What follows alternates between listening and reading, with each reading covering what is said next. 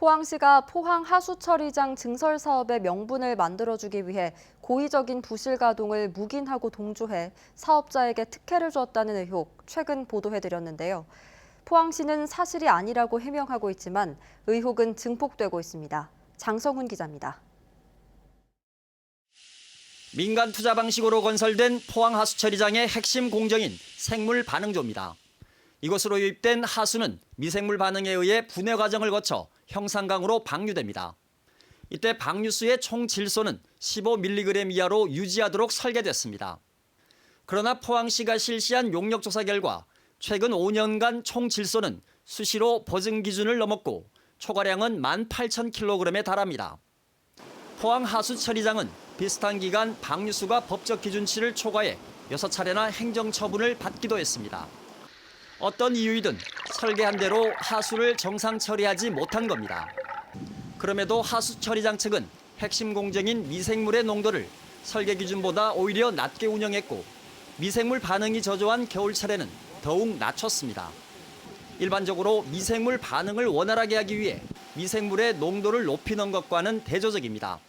1800 정도로 이렇게 쭉 처리하다가 오히려 겨울철에 1500으로 떨어뜨려가지고 처리합니다. 의도적으로 처리했는지 안 했는지를 그냥 일반인이 봐도 알 수 있다고. 이렇다 보니 480억 원 규모의 생물반응조 증설 사업의 명분을 만들기 위해 사업자인 하수처리장 측과 포항시가 고의적으로 미생물 농도를 낮춰 부실 가동한 것 아니냐는 의혹이 커지고 있습니다. 전문가들도 포항 하수처리장의 미생물 농도는 이례적으로 낮다고 말합니다. 지금 그리고 1,500으로 운전하면서 뭐 질산화 시킨다, 뭐 고도 처리한다? 질소 제거할 때는 그렇게 하질 않아요, 지금. 할 수도 없고.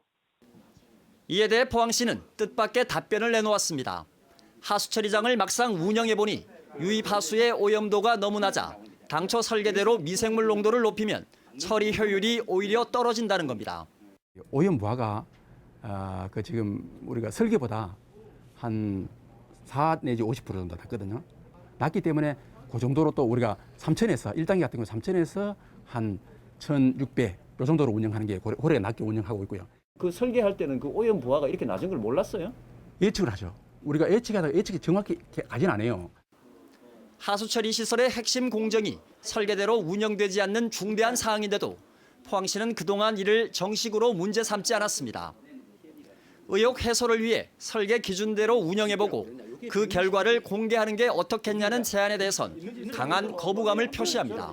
그 설계 요건 기준대로 해보고 설명하면 돼요. 그러면 자, 우리가 이해를 할 수 있는데 우리가 여기 시험장입니까? 이게 시험장이 모든 아니고, 게 시험장이 아니고 설계대로 하는 게 어떻게 그게 시험입니까? 포항시는 설계 당시의 미생물 농도와 보증 수질은 하수 온도가 섭씨 13에서 15도 일대를 전제로 한 것으로 겨울철 10도씨 이하 때 주로 문제가 발생하는 만큼 생물 반응조 증설이 필요하다고 밝혔습니다. 하지만 상당수 전문가들은 겨울철 하수 온도가 10도 미만인 다른 도시에선 미생물 농도를 높이는 등의 방법으로 하수를 원활하게 처리하고 있다며 포항시의 주장이 설득력이 약하다고 지적했습니다. 가장 쉬운 방법으로 방조를 갖다 돈 들여서 키운다?